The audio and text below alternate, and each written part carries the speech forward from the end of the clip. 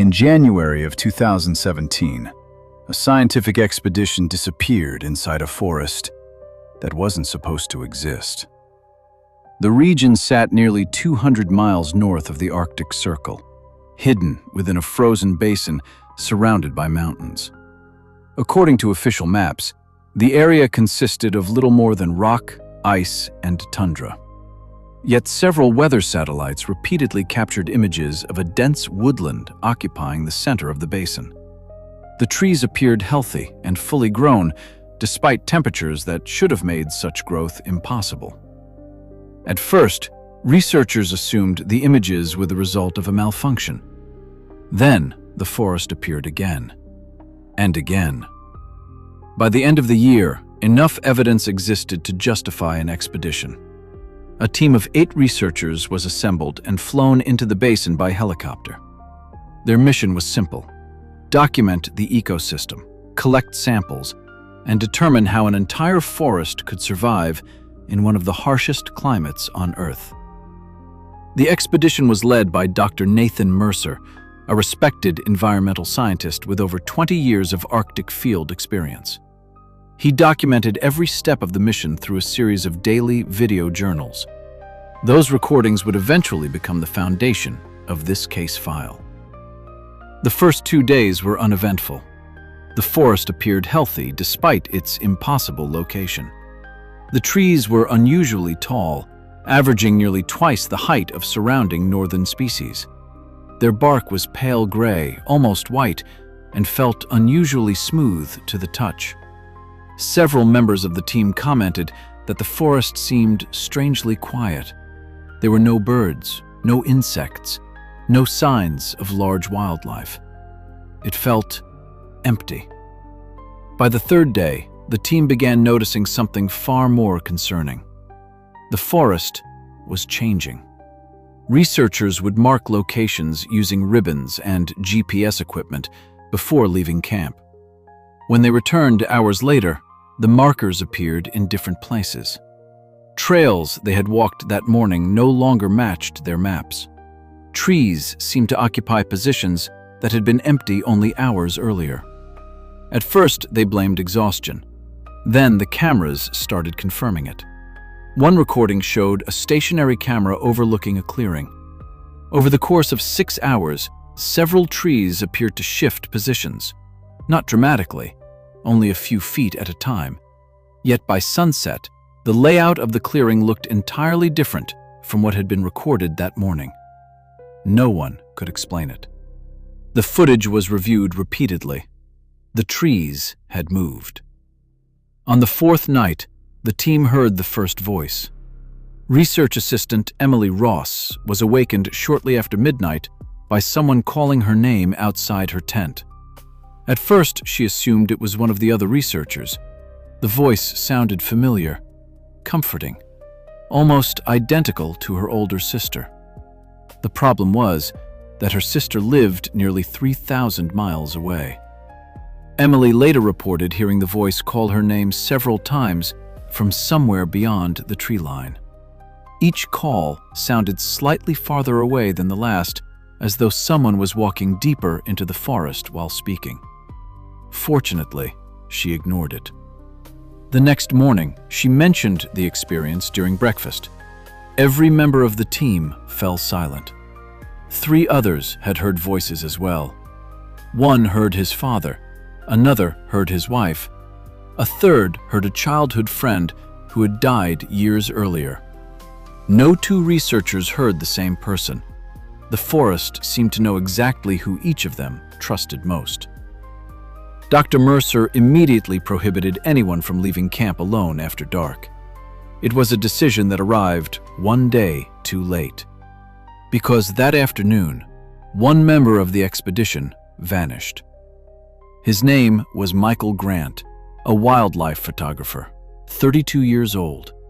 He had been documenting tree samples less than half a mile from camp when radio contact suddenly ended. The team launched an immediate search. They found his camera. They found his backpack. They even found his footprints. The tracks continued through fresh snow for nearly a mile before entering a dense section of forest.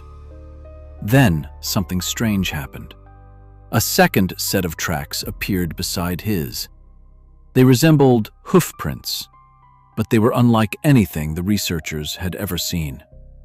The impressions were far too large, nearly twice the size of those left by a mature elk.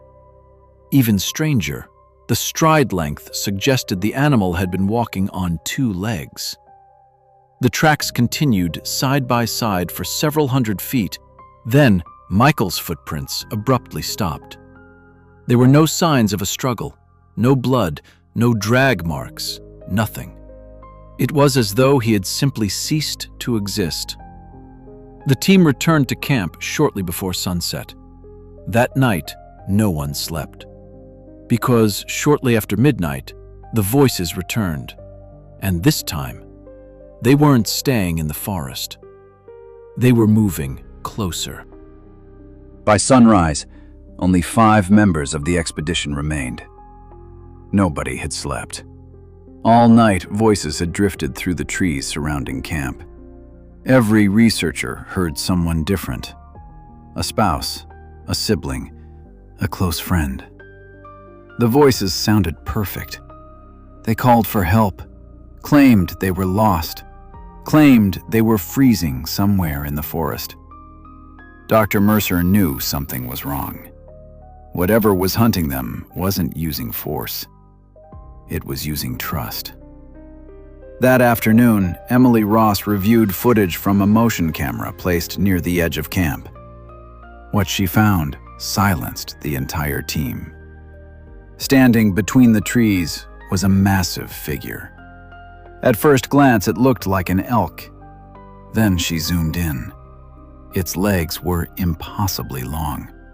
Pale, bark-like skin stretched over its frame, and enormous antlers spread outward like dead branches. Most disturbing of all was its head. There wasn't a face, only a hollow black void. That night, the weather turned violent. Wind and snow battered the camp while voices poured from the radios without warning. Family members, friends, loved ones. The voices begged them to leave the shelter and follow them into the forest. Dr. Mercer destroyed every radio he could find, but it was too late. By morning, 2 more researchers had vanished. Security footage showed them calmly walking into the storm. Neither appeared frightened. Neither looked back. Only Dr. Mercer, Emily Ross, and a field technician named Carter remained. With rescue delayed again, the 3 decided they couldn't stay any longer. According to their maps, a frozen river lay south of the basin. If they could reach it, they might survive. They left camp before dawn. For hours they pushed through deep snow, yet something felt wrong. The forest seemed larger than before. No matter how far they traveled, the trees never thinned. Then Carter stopped. He claimed he heard his daughter calling for him. Before anyone could stop him, he ran into the woods. Mercer and Emily chased after him. Minutes later, they emerged into a massive clearing. At its center stood a black tree, unlike anything they had ever seen. Its trunk was enormous. Its bark appeared wet despite the freezing temperatures. And hanging from its branches were people. Dozens of them. Human figures encased in pale, bark-like growths. Some appeared ancient. Others looked recent. One of them was Carter. His eyes were open, and he was still alive. Before they could react, the forest fell silent. Every sound vanished. Then something stepped from behind the black tree. The hollow elk. It stood nearly 15 feet tall. Its antlers resembled twisted tree limbs, and pale bark-like skin covered its skeletal body. Where its face should have been, was only darkness, a hollow void. Then the voices began. Not one voice, hundreds.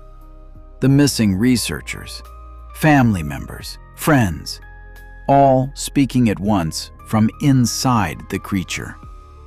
The hollow elk took a step forward. Emily froze. Among the voices, she heard her sister. The voice sounded terrified, begging for help. Without hesitation, Emily walked toward the creature. Mercer grabbed her arm. She pulled free and disappeared into the darkness inside its skull. Mercer ran. Hours later, he reached the edge of the basin. Behind him, the forest slowly disappeared into the storm. Ahead, a rescue helicopter descended from the clouds. For the first time in days, hope returned. The aircraft landed. 3 rescue workers stepped into the snow and waved him forward. Then, Mercer noticed something impossible. The snow beneath them remained untouched. No footprints, no tracks. One of the rescuers tilted its head, farther than any human should be able to. Then it spoke, using his daughter's voice. "Come home, Dad." The recording ended there. Dr. Nathan Mercer was never found. Weeks later, recovery teams returned to the basin. The forest was gone. No trees, no roots, no evidence it had ever existed. Yet, local hunters still tell stories about voices drifting through the Arctic wilderness on winter nights. Voices that sound exactly like someone you trust.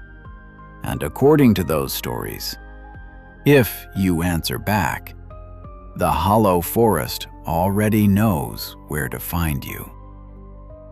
This tape was never meant to be found, but now that you've seen it, you're part of it. If anything feels off, don't ignore it. And whatever you do, don't rewind. Subscribe for the next transmission.